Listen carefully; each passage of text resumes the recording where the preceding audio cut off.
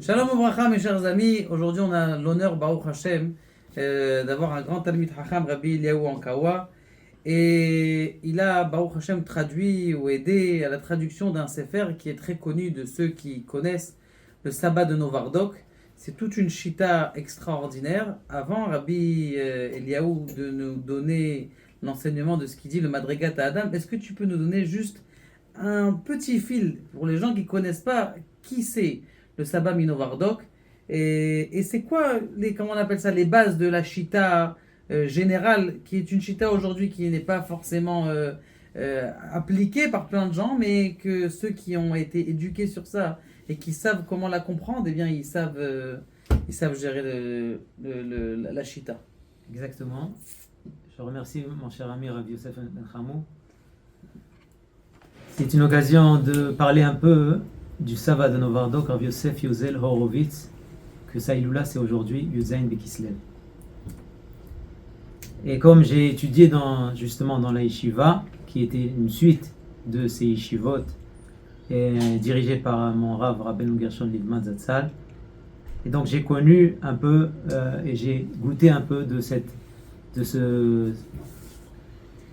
shita et de cette façon d'étudier. Et justement, nous, comme il a déjà introduit mon cher ami Rav Ben Hamou, mon père Alav Shalom, il s'est investi énormément pour traduire le Madrigat Adam. Vous avez ici l'exemple de ce que ça va être le livre Madrigat Adam, l'échelle humaine. Bezrat Hashem, ce livre va sortir bientôt, Rabbi Eliyahu. Bezrat Hashem. Et donc, justement, un petit aperçu de ce que le sabbat de Novardok qui nous a enseigné dans son livre Madrigat Adam. La particularité et la grandeur du sabbat de Novardok, elle s'est reconnue surtout au niveau de Bitachon B'Hashem, la confiance et la foi en Hachem. Et sur là, il a atteint des niveaux vraiment jamais atteints avant lui, et il s'est vraiment rapproché des Rishonim dans ce côté-là.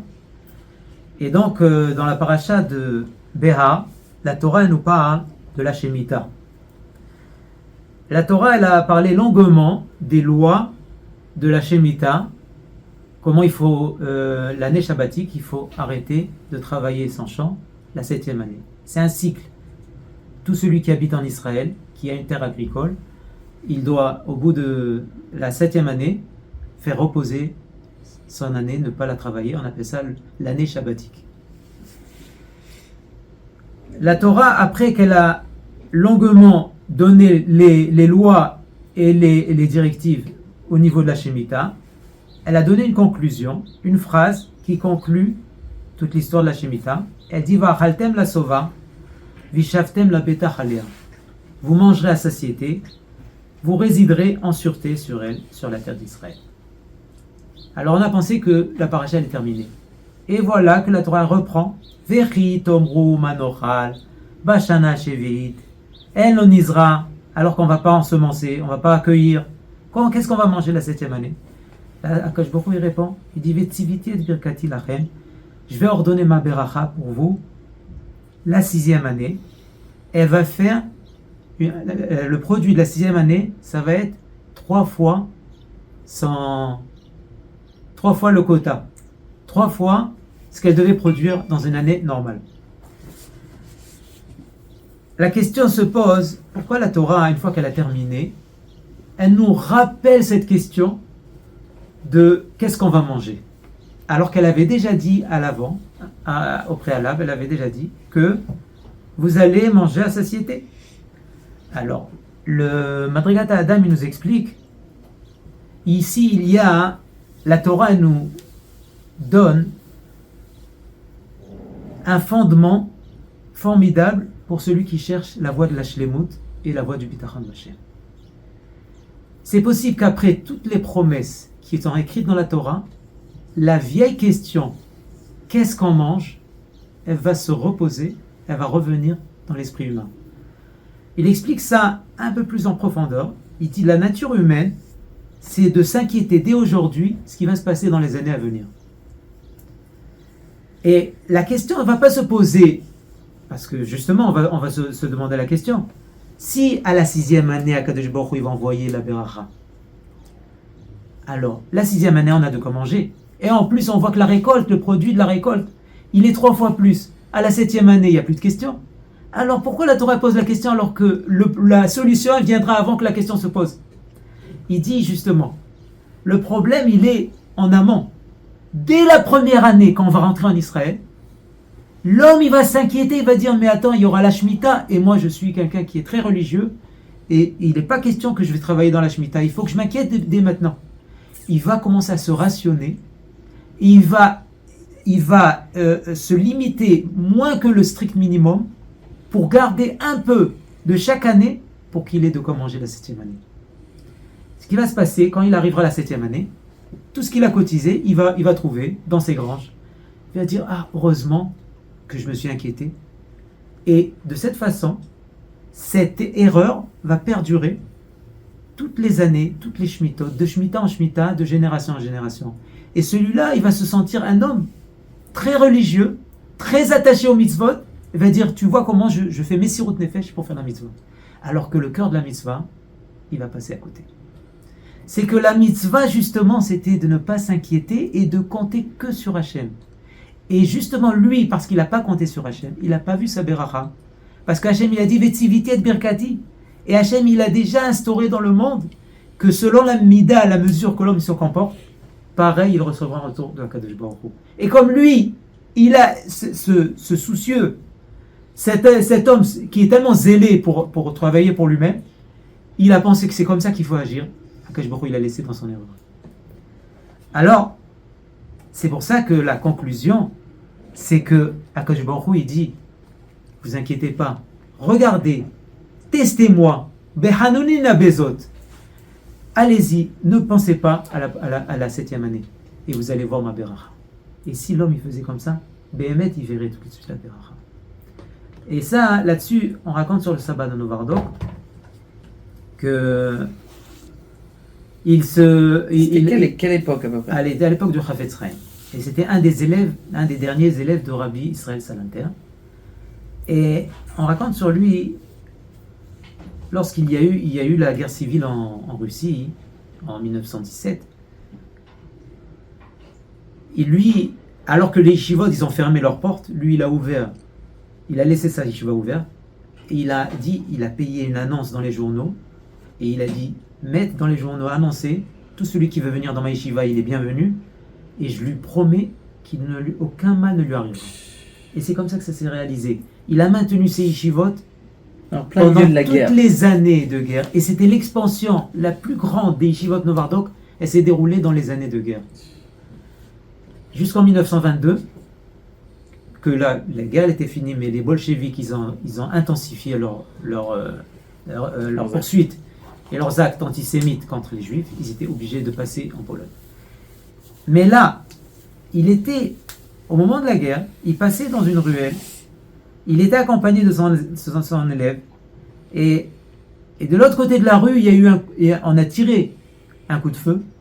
Il y a quelqu'un qui tombe raide, mort. Son élève qui était à côté de lui, il a pensé qu'il s'évanouit. Il se sentait partir. Le sabbat Novardok, il l'attrape, il lui dit, mon fils, ne t'inquiète pas. Tu vas voir, chaque balle, elle a son adresse. Toi, tu es protégé. Ne t'inquiète pas. Il a dit, ça l'a réconforté. Il s'est senti rassuré. Il a senti une grande joie en lui-même. Et il a continué à marcher avec lui. Alors maintenant, écoutez bien. Le Rambam, dans le Moreh Nevuchim, il nous donne un enseignement exceptionnel. Il nous dit comme ça. Nirali ata ofan iyuni nifla meod, shebo mitparkim sfekot vitgalu bo sodot elakihim.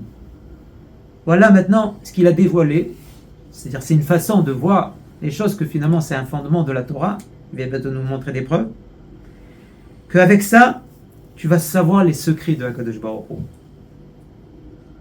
Qu'il est fi erer da'at kol ba'al de'a tiye ha'ashgacha bo. Selon le niveau de chaque connaisseur, la hashgachat Hashem, elle sera sur lui. Ça veut dire quoi? Plus tu as confiance, plus la confiance elle va marcher. Plus tu as confiance et plus tu es avec Hashem, c'est-à-dire tu sens Hashem à côté de toi et tu es rassuré, eh bien, tu seras protégé de tout mal.